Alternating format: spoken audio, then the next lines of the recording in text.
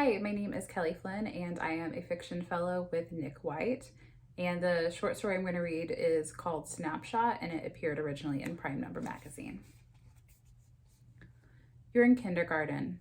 Your mom listens to a lot of Wilson Phillips, and you have a China Phillips bowl haircut. She also listens to a lot of Michael Jackson, so things could be worse. You live on a street with all old people. The Methodist church you attend every Sunday is mostly old people. On nice days during children's church, the 90-year-old teacher takes you and one other kid on a walk. And by take you on a walk, she just stands in the doorway and lets you both walk half a block along the sidewalk. Once you come to the stop sign, you must turn around and come back inside. Everyone in the town seems old. The kids in your school exist in the real world, but you don't know them.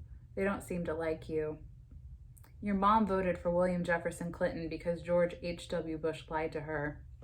On the wall of your classroom hangs a picture of President Clinton. You don't know this yet, but you live in a union town, and the picture is really the perfect counterpart to a Catholic school classroom with a picture of the Pope. There's one Catholic church in your town. It's really pretty, and you ask about it, but your mom tells you that Catholics pray to dead people and they are all going to hell. Milk is delivered to your classroom mid-morning. Your mom told the school you have a dairy allergy. Most of the time, the cafeteria forgets to send an orange juice, so your teacher sends you to get it yourself. You've heard that once you move to the middle school, you have to switch classes and have a locker. There's no way you can handle that sort of pressure, so you decide you'll kill yourself before the end of 5th grade. You try not to worry about it for now, but you think about it each time you walk to the cafeteria alone. You are in 2nd grade and your birthday is approaching. Your small town has 3 options for a party.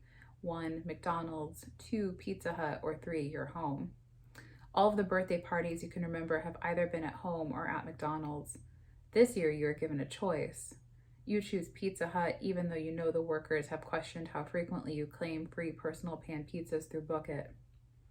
It's the day of the party. You get to Pizza Hut and see there's a long table that takes up most of the middle section of the restaurant. Balloons are attached to every 3rd chair. In the middle of the table, there's a sheet cake from the IGA. Your grandparents on your mom's side are there. 2 of your cousins are there. Your uncle's 3rd wife is there. A classmate comes in with her family. They are not there for your party, but they awkwardly join you anyway. No one else shows up. You assume everyone hates you. It's not until you're an adult that you think back on this and realize your mom probably just forgot to send invitations. You're in 5th grade and it's the 6th school you've attended since kindergarten. After your mom divorces her 4th husband, you moved into a shitty apartment complex in what is otherwise a wealthy school district. To her credit, you sleep in the 1 bedroom and she shoves her bed into a corner in the living room. It's the 5th housing arrangement you can remember. You wear clothes from Kmart and Dodds. The other kids are wearing Abercrombie and Fitch and American Eagle. There isn't an Old Navy in your town, so even that shit is exotic. Your mom is dating a guy named Mark that you've only met once. You had dinner at his house, and the only thing you really know about him is that he likes sour cream with his baked potato. Your mom gets into a fight with this Mark character over the phone one evening. The next morning, you're getting ready to catch the bus. Before you leave, she tells you, "I am going to kill myself while you're at school." As you're riding the bus, you think about the teachers you could tell. You have options. After all, you're rotating teachers in preparation for middle school. You carry a bin with supplies from classroom to classroom. You don't care for any of your teachers, though. They don't seem to see you. You don't tell anyone.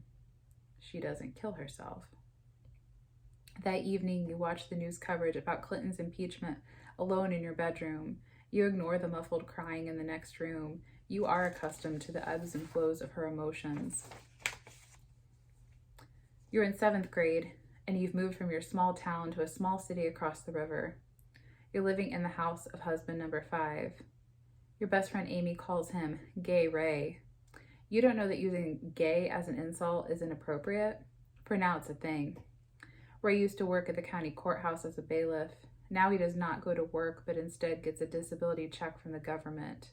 Ray has no discernible physical disabilities.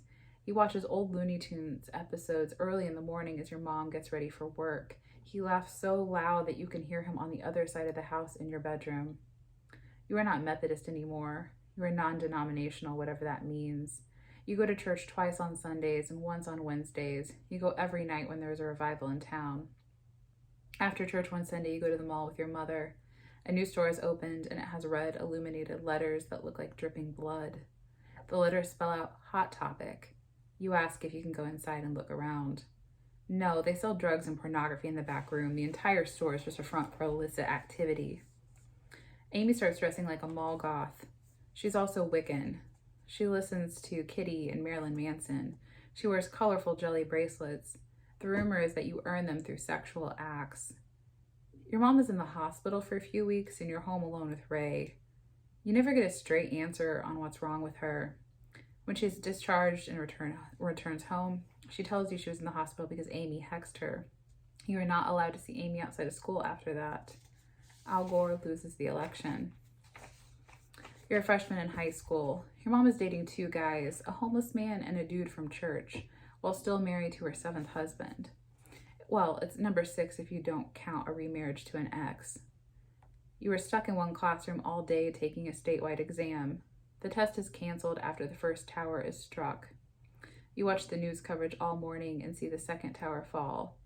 After that happens, school is canceled and everyone is sent home.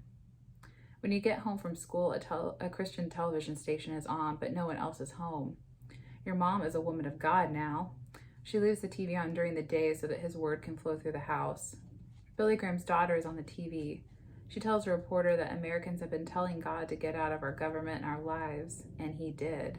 This tragedy is America's fault for abandoning God. You watch the news that evening and they show people lighting candles. You buy a candle at the dollar store to burn outside on your front steps, but your mom is allergic to all candles, even unscented ones. She claims it's the wax that bothers her. She throws it away. You're a senior in high school. You come home from school and stick your key in the front door. You notice immediately that there is no barking. Your dog always barks. She's a sweet little Maltese that you've had since 3rd grade. Sometimes your mom walks your dog, but her car isn't home. It's dark when your mom comes home. Her arms are full of Payless shopping bags. We had to put Dolly down today. She's in the laundry room on top of the dryer if you want to say goodbye. That evening, your high school boyfriend sends you an A message breaking up with you. Your anxiety is draining him. A few weeks later, you meet a guy on MySpace. He's a senior at the small college in your city. You drive to the campus on a Friday night. He takes you on a long walk through the woods. You think, this is it. This is how I get raped and murdered. He does neither. You're 18 and you've just graduated from high school. You're sort of dating MySpace guy, but you don't invite him to your graduation. It's a weird reminder of the age thing. Your mom is upset that he doesn't at least come over for your graduation meal. Your mom has bought mac and cheese from KFC and chicken nuggets and a Caesar salad from Wendy's. MySpace guy books you a plane ticket, and a week later you're living in California with him. He has graduated too, and he has a job and a house. You're going to play housewife. You've known each other 3 months. One day while he's at work, you get on his computer. Let's be honest, you snoop. You find teenage porn, but you're pretty sure it's the barely legal kind, so you let it go. An A message pops up. Hannah, lovely girl, 15 years old. You learn that she was fucking your adult boyfriend for the last few years, but no worries, she's moved on. She's dating a pretty famous YA author now. George W. Bush waits 4 days to send aid after Katrina. You're 23 and you're going to marry your high school boyfriend. You ended up at the same college and just sort of fell into each other after exhausting all other options. He wants a large wedding, but you don't. He wins this fight and you both rack up credit card debt to pay for it. It's really a beautiful wedding. It's in Chicago, even though no one you know lives there. The venue is downtown and exquisite. You have flowers galore, a videographer, the whole shebang. And there's even a church choir, a fucking church choir. He gets drunk at the reception and spends most of the evening throwing up into the sink in your hotel suite. His 2 brothers man the toilet and the shower respectively. You drive home and sleep alone. It really was a pretty wedding. You're 28 and have 1 child. You're not divorced. You are not your mother. You will not be your mother. The stigma of divorce makes you feel a bit weighed down, a bit out of breath. Hillary loses the election. You're 33 and your mom dies. You find out through a cousin who has friended you on Facebook. Your mom was married to this guy named Dean for nearly 10 years, which is by far her longest stint. You can't imagine a world in which going to the funeral makes sense, but you agree to meet Dean at their apartment. He says he has personal effects you may want. Once you get there, you realize personal effects is an upright piano that you've never seen before. You don't play the piano, you don't think your mom ever learned to play the piano, but you can't be sure. You want to ask Dean which number husband he is, you do not do so. On the piano, there are pictures displayed. You realize your mom has printed and framed various Instagram photos and Facebook profile pictures. There's also a snapshot of your mom alone sitting on a rock with a covered bridge in the background. She has a Carney Wilson haircut from the Wilson Phillips era, a short bob with short bangs. She's wearing a white dress shirt, a brown vest, and high-waisted denim. You tell Dean you don't want the piano, but that you'll take the photo.